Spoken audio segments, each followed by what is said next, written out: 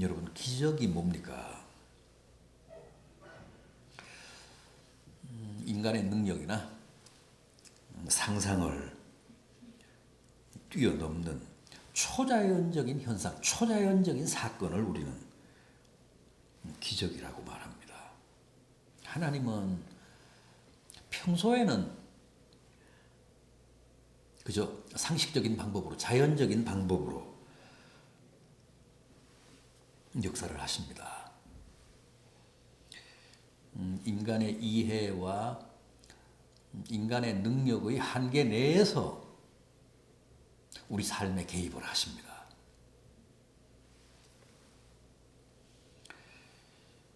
그러나 어떤 상황에서는 자연의 질서나 인간적인 한계를 뛰어넘어서 역사하시는데 그걸 우리는 기적이라고 합니다.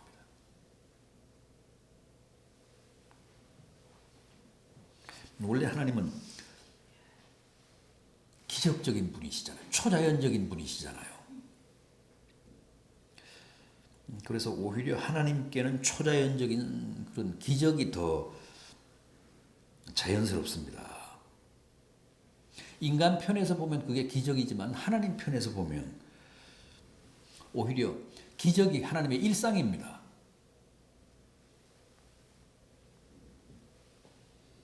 잘 아시는 대로 신구약 성경에는 기적이 많이 나옵니다.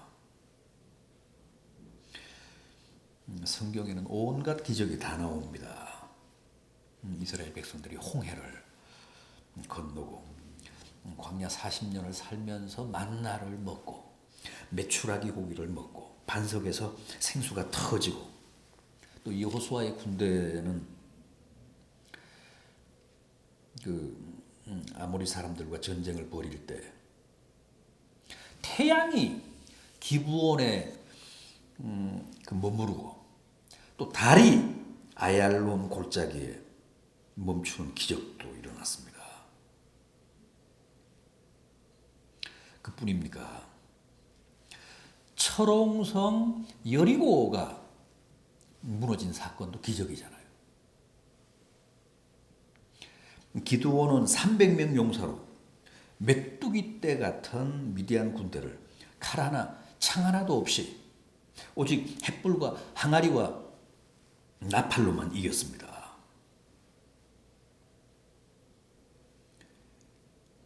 신약의 복음서나 사도행전에도 기적이 많이 나옵니다. 주님은 수많은 환자들을 고치셨습니다. 죽은 자를 살리기도 하셨습니다. 오병이어로 5,000명이 넘는 사람들을 배불리 먹이시고도 12광줄이나 남기는 기적도 베푸셨습니다. 혼인집, 가나의 혼인집에서는 물을 포도주로도 만드셨습니다. 이렇듯 성경에는 기적이 많이 나옵니다. 그래서 우리 기독교는 어떤 의미에서는 기적의 종교입니다. 인간의 능력이나 재주나 노력으로는 도저히 해결할 수 없고 이룰 수 없는 어려운 일들을 하나님의 역사로 주님의 도우심으로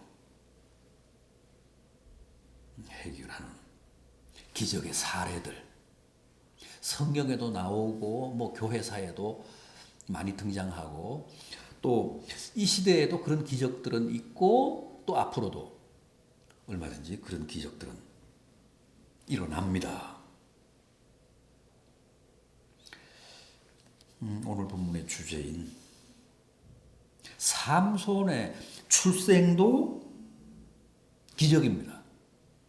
기적이었습니다.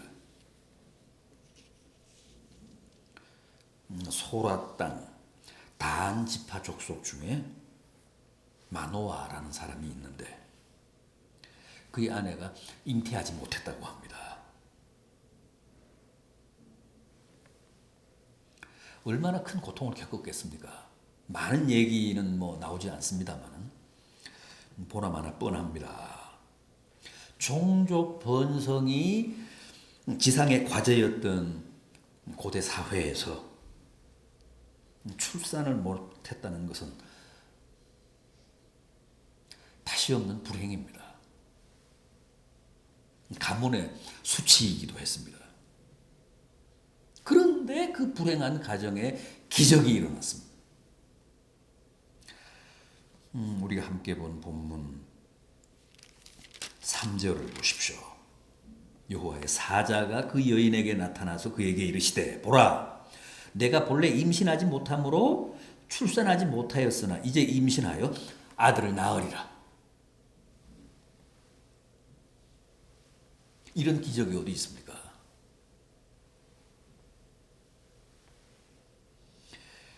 임신 못하던 여인이 어느 날 하나님의 사자의 계시를 받고 이제 너가 임신하여 아들을 낳게 된다. 이런 복음이 어디 있습니까?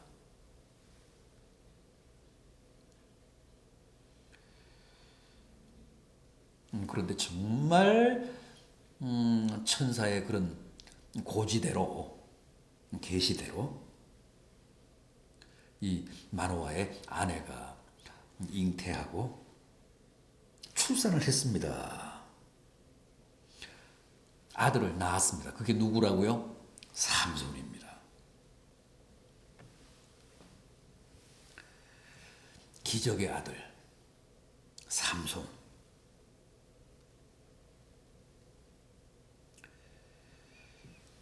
자, 그럼 마노아 가정에 이런 놀라운 하나님의 기적이 나타나게 된 과정을 한번 잠시 보겠습니다. 우선 우리가 확인해야 될 것은 마노아 가정에 임한 그 기적은 하나님의 일방적인 은혜였다는 겁니다. 여러분, 모든 기적은 다 하나님의 은혜입니다. 은혜가 뭡니까? 원래는 받을 자격이 없는데, 다시 말해서 그것을 받아 마땅한 어떤 행위를 한 적이 없음에도 내게 일방적으로 베풀어지는 하나님의 호의와 선물입니다. 그게 은혜입니다. 그리고 그게 기적이라는 겁니다.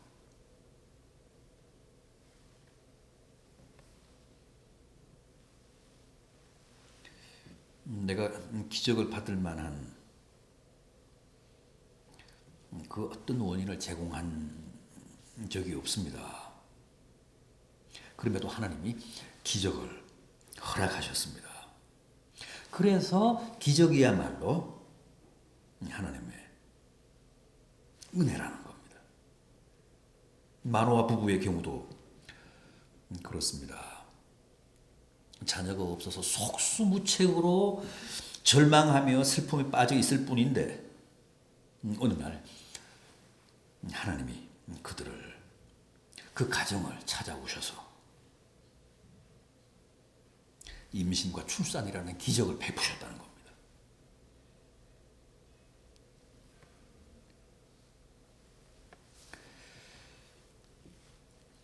사실 우리는 자꾸만 자격을 생각합니다. 그래서 기적을 바라거나 기적을 잘 구하지 못합니다. 왠지 부도덕 기적을 바라거나 기적을 구하면 부도덕한 것처럼 느껴집니다.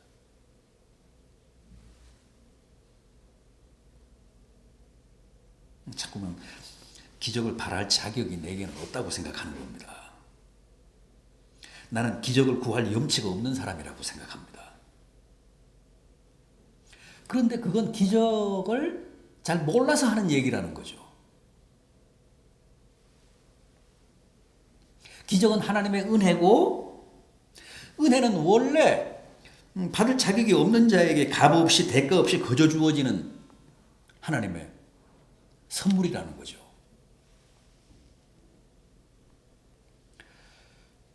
여러분, 기적을 바라십시오. 기적을 우리 함께 사모합시다. 기적에 대한 기대를 가집시다.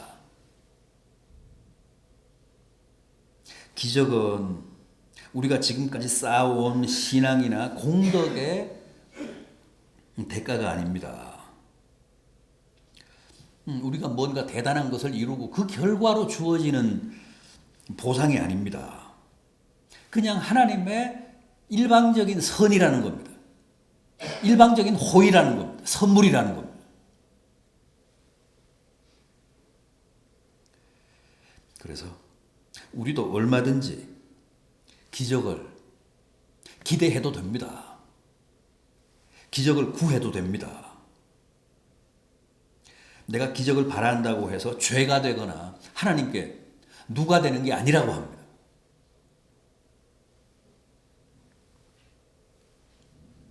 그래서 기적을 체험하면 그만큼 감격이 큽니다.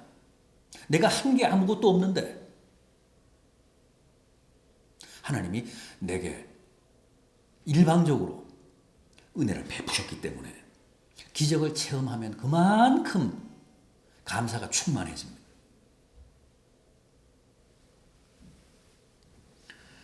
그래서 우리가 성경에 나오는 기적을 얘기할 때 먼저 기적은 일방적인 하나님의 호의다, 하나님의 은혜다라는 사실 먼저 전제할 필요가 있습니다. 자, 그럼 기적이 이렇게 하나님의 은혜요, 거저 주시는 하나님의 선물이라면 정말 기적과 관련해서 내가 해야 할 일은 아무것도 없는가? 어떻습니까? 하나님의 은혜인 기적을 받는 데 있어서 내가 할 일이 아무것도 없습니까? 있습니다. 기적은 분명 은혜고 값없이 주는 것이지만 그 기적을 공짜로 값 없이 대가 없이 내가 받는 과정에서 내게 요구되는 게 있습니다. 그게 뭡니까? 하나님의 사자가 마노아 부부에게 나타나서 내가 본래 임신하지 못했으나 보라 이제 임신하여 아들을 낳을 것이라고 하면서 뭐라고 했습니까? 4절을 보십시오. 그러므로 너는 삼가 포도주와 독주를 마시지 말며 어떤 부정한 것도 먹지 말라.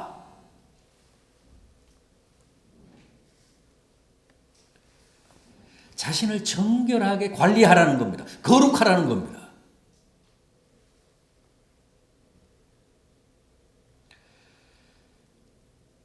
거룩해서 기적을 베푸시겠다는 게 아니고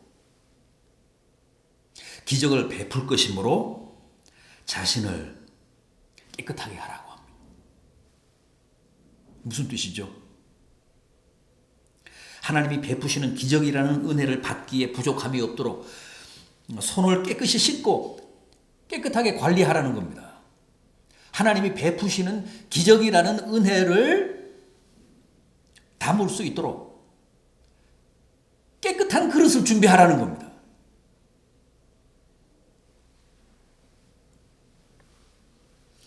생각해 보십시오. 누가 아름다운 선물을 주는데 더러운 손, 때 묻고 흙 묻은 손으로 넙죽 받는다면 그게 어울립니까?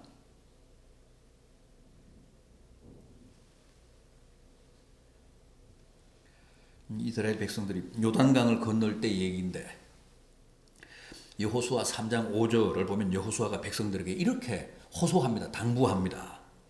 너희는 스스로 자신을 성결하게 하라. 여호와께서 내일 너희 가운데 기적을 행하시리라.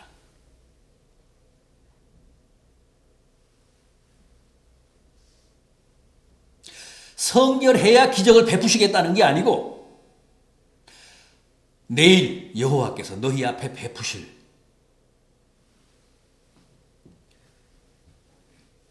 기적을 깨끗한 손으로 받기에 부족함이 없도록 준비하라는 뜻입니다. 자신을 성결하게 해서 하나님이 허락하시는 기적을 접수하라는 겁니다.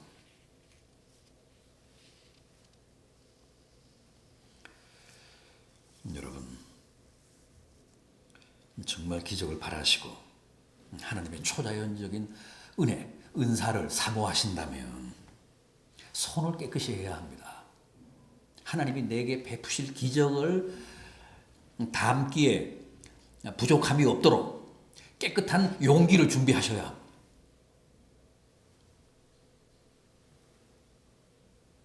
하나님의 기적, 하나님의 은혜, 하나님의 은사는 더없이 아름다운데, 더없이 성결한데, 깨끗한데 그걸 더러운 그릇에다 담겠다. 안 어울리잖아요. 격이 안 맞잖아요.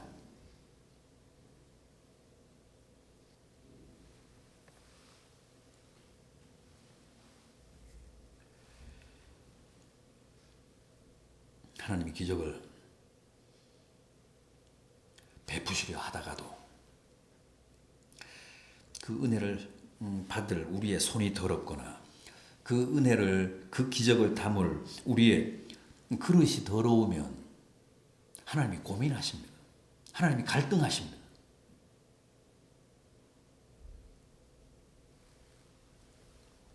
이걸 조마라.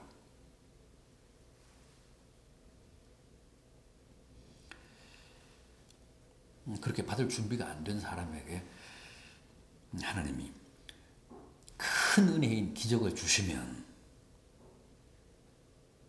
감당을 못합니다. 오히려 그게 축복이 되지 않고 욕이 될 수도 있습니다.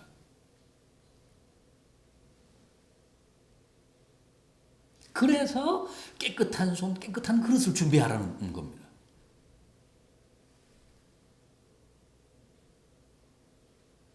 마노아의 아내에게 여호와의 사자가 뭐라고 당부했습니까?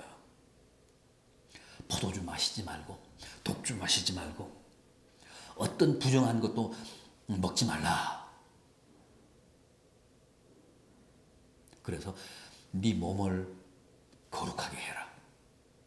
그래야 하나님이 베푸시는 놀라운 은혜인 기적을 너가 제대로 감당할 수 있다.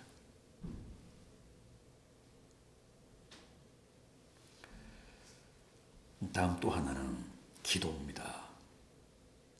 오늘 우리는 7절까지만 봤습니다만 8절 상반절을 보면 이런 말씀 나옵니다. 마노아가 여호와께 기도하여 이르되 주여 구하옵나니. 그 다음 9절 상반절도 보십시오. 9절 상반절도 보면 하나님이 마노아의 그 목소리를 들으시니라. 그 기도를 들으셨다고 합니다.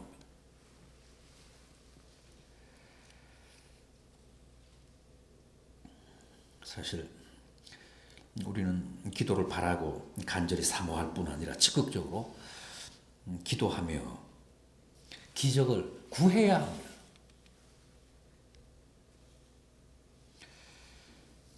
나는 기적을 바라거나 구할 자격이 없다며 아까도 말씀을 드렸듯이 꼭 기적이 필요한 상황에서도 기적을 기도하지 않는 것은 참 어리석습니다. 생각해 보십시오. 이 세상에 누구도 하나님의 기적의 은혜를 누릴 만한 자격이 있는 사람은 없습니다. 우리는 다 자격 없는 자들입니다. 무자격자들입니다.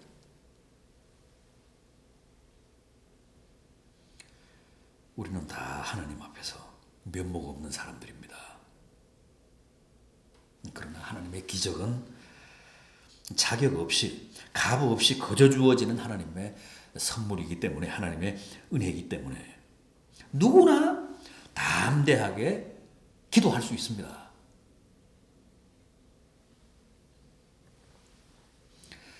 또 기도로 기적을 구해야 합니다.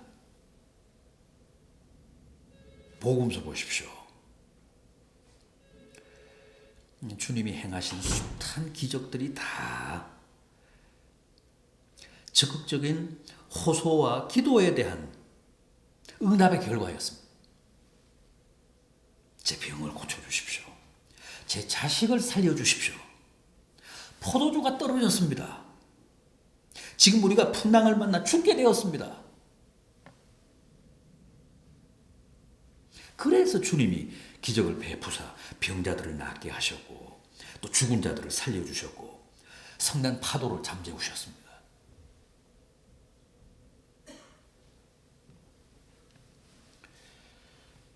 주님이 베푸시는 기적이 아니면 해결하기 어려운 우리 교회의 현안도,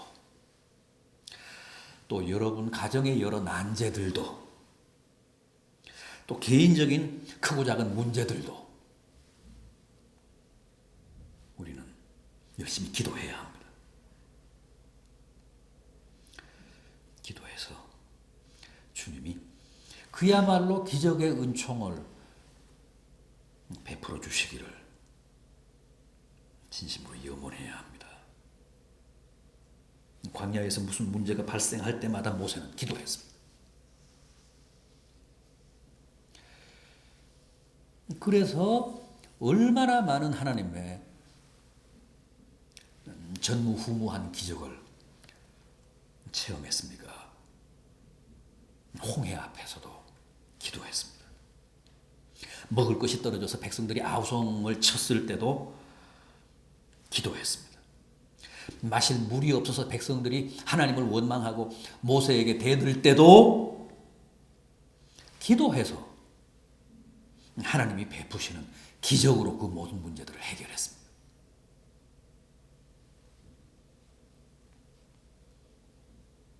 사도행전 12장을 보면 야고보 사도가 전격 헤롯 왕에게 체포되어 살해를 당합니다.